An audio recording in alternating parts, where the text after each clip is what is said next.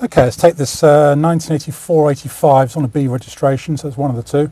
Land Rover 110 county station wagon that's been sort of prepared for a bit of expedition or off-roading type thing for a spin. All light and charge light come up. We'll give it a little bit of heat because I just started it up, so it's not fully warmed up yet. Should be enough. Starts beautifully, whether it's hot or cold in fairness.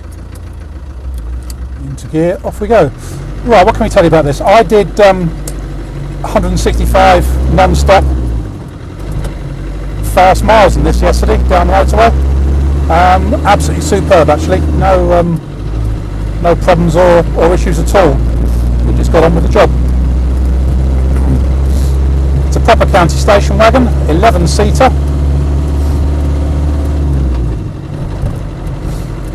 Did start life as a V8, but it would appear from the previous history that at some point in the 1990s it was converted to 2.5 diesel.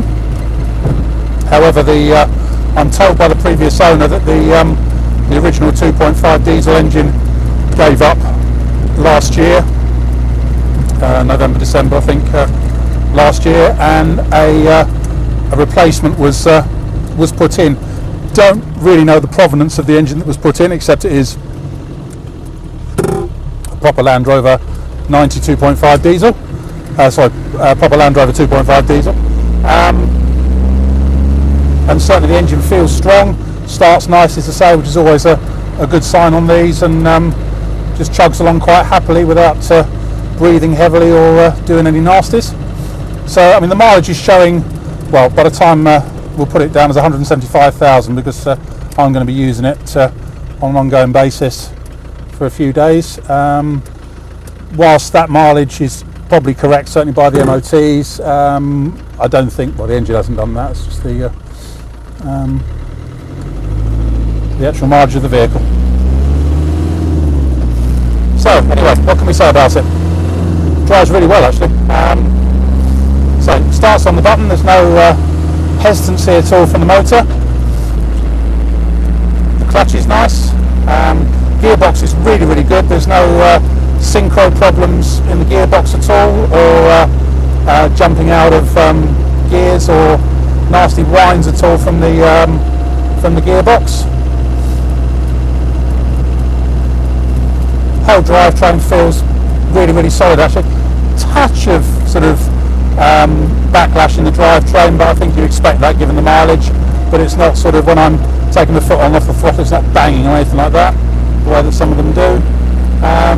But so a tiny hint of and a little bit of backlash in the drivetrain, but I think you can expect that. You can on most Land Rovers and Ferns. Power steering's nice, it's not wandering all over the road. Brakes well, steers well, it just does everything very well. Into top gear. Gauge wise in front of us, the speedo's working properly. Fuel gauge is working, temperature gauge is working. It's at cruising speed yesterday, it was sitting just on the halfway point. The voltmeter, however, is earthed out. It's gone right over to the fast stop, which has obviously got a problem with the voltmeter. The charging system itself is absolutely spot on, as I say, but I think the voltmeter is packed up.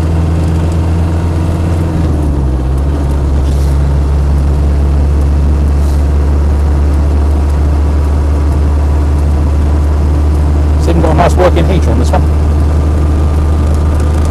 Bumbles along quite happily, track's nice and straight. Steering wheel's a couple of degrees off to the right, but that's fairly normal, yeah, that's fine. Down here in front of us there are a couple of extra gauges, but I think they're from the when it originally had a V8 in it, because those two don't appear to be connected. The original clock, however, does work.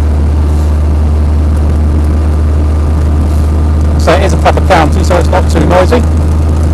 It's got the some extra soundproofing and stuff in it.